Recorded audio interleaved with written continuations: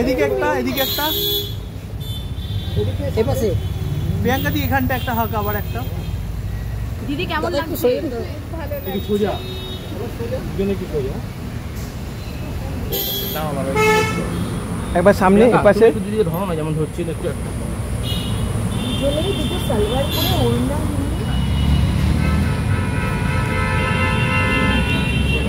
বাস আসছে সবাই সরো সবাই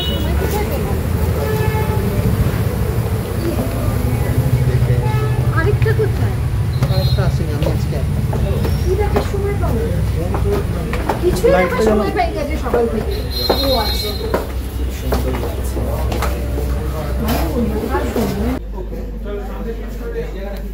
Thank you so much, Priyanka.